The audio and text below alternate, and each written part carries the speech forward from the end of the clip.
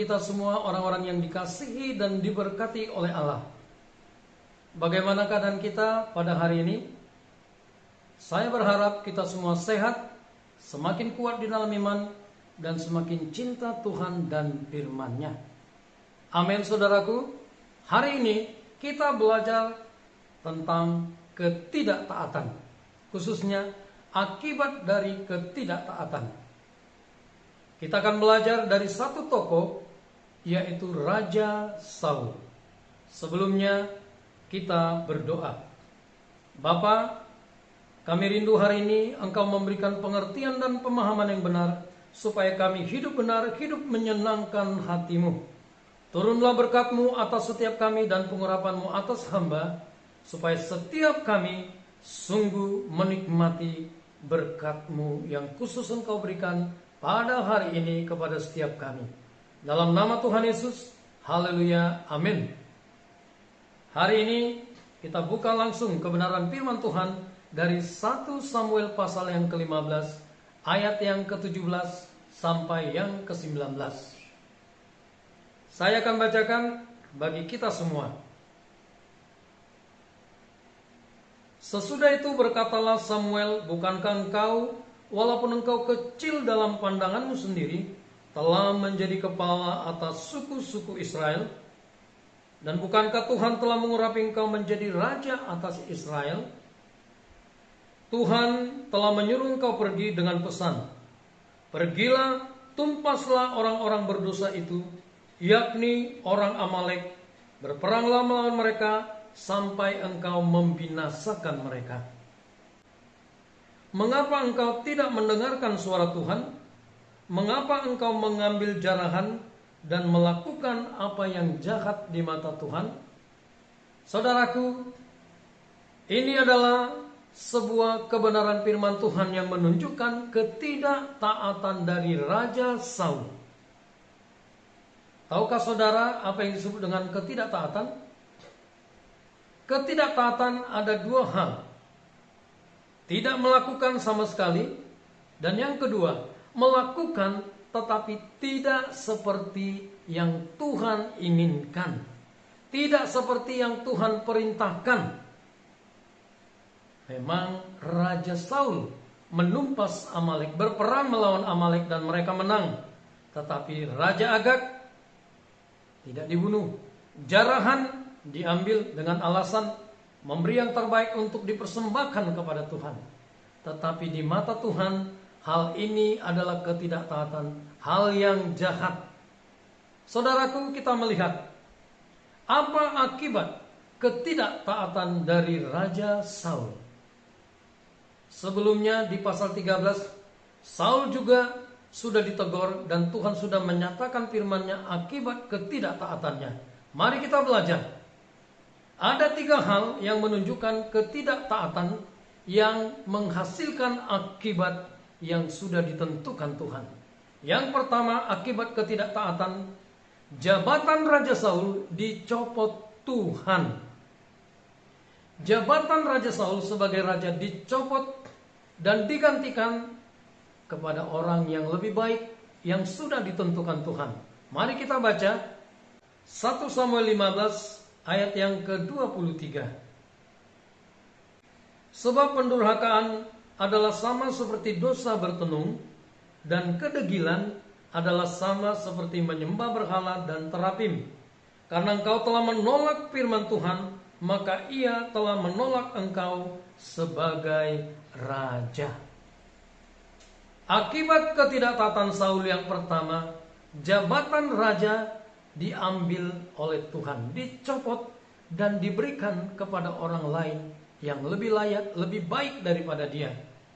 Kita mengetahui setelah Raja Saul, maka Daud menjadi raja. Daud menjadi pengganti dari Raja Saul. Apa aplikasinya? Bagaimana penerapannya di dalam kehidupan kita? Saudaraku, Tuhan ingin berkata kepada kita, jabatan, kebanggaan, kehormatan, hal yang berharga yang kita miliki, semuanya itu berasal daripada Tuhan. Oleh sebab itu pelihara dengan cara taatlah kepada firman Tuhan. Ketika kita tidak taat, maka bersiaplah saudaraku, apa yang kita banggakan, apa yang menjadi kehormatan, jabatan, pangkat, atau apapun itu yang menurut kita adalah hal yang sangat berharga bagi hidup kita, hati-hati. Kalau kita tidak cepat bertobat, maka hal itu akan diambil oleh Tuhan, dicopot, digantikan. Posisi kita akan digantikan oleh orang lain yang dianggap Tuhan lebih layak daripada kita, lebih baik daripada kita. Ini yang pertama, jabatan Raja Saul dicopot oleh Tuhan. Yang kedua, akibat ketidaktaatan Saul, hal yang kedua, dinasti Saul terputus. Dinasti Saul terputus. Mari kita lihat ayat yang mendukungnya. 1 Samuel 13 ayat 13 sampai yang ke-14. Di pasal ini Tuhan juga menunjukkan ketidaktaatan Raja Saul. Saya bacakan bagi kita semua. Kata Samuel kepada Saul, "Perbuatanmu itu bodoh. Engkau tidak mengikuti perintah Tuhan Allahmu yang diperintahkannya kepadamu, sebab sedianya Tuhan mengokohkan kerajaanmu atas orang Israel untuk selama-lamanya. Tetapi sekarang kerajaanmu tidak akan tetap. Tuhan telah memilih seorang yang berkenan di hatinya, dan Tuhan telah menunjuk dia menjadi raja atas umatnya.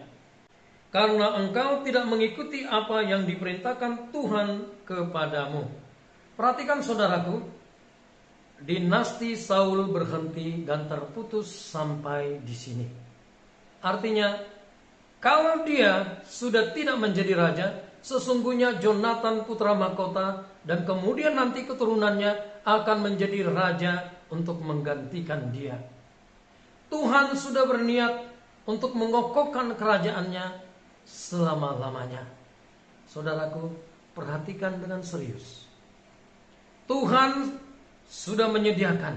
Tuhan sering sekali tanpa kita ketahui sebenarnya sudah menetapkan hal khusus yang luar biasa untuk dikerjakannya di dalam kehidupan kita.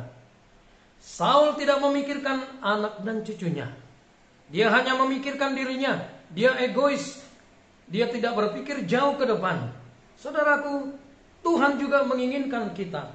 Kalau kita melakukan kebenaran firman Tuhan, taatlah. Jangan menyimpang ke kanan atau ke kiri. Tuhan menghendaki dan bahkan Tuhan seperti kita sudah belajar. Kebaikan Tuhan yang tidak terbatas disimpan bagi orang yang takut akan Tuhan dan yang berlindung kepada Tuhan.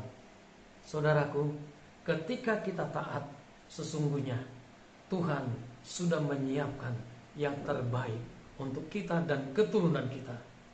Oleh sebab itu, berpikirlah sebelum bertindak jauh ke depan. Yang ketiga, akibat dari ketidaktaatan Saul, Roh Allah mundur dari dalam kehidupannya. Roh Allah tidak lagi bekerja.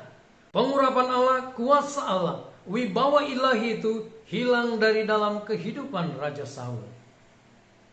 Dan akibatnya roh jahat mengganggu dia. Mari kita lihat kebenaran firman Tuhan dari 1 Samuel pasal yang ke-16 ayat yang ke-14. Saya bacakan.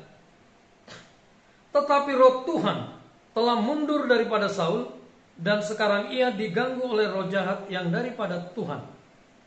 Perhatikan, roh Tuhan, roh Allah mundur dari Saul.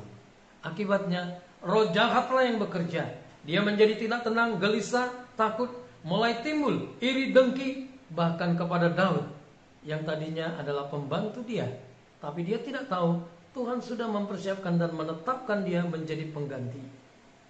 Saudaraku, hati-hati. Ketika kita tidak taat, maka pengurapan Allah Roh Kudus berhenti bekerja. Ketika kita tidak taat, kuasa wibawa ilahi hilang dari dalam kehidupan kita. Ketika kita tidak taat, maka kita menjadi orang-orang Kristen yang tidak lagi efektif.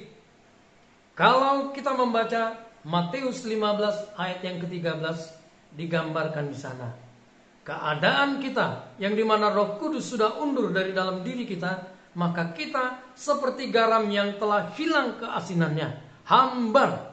Kita tidak berdampak lagi untuk mempengaruhi orang melihat dan merasakan kasih Allah itu bekerja di dalam dan lewat hidup kita.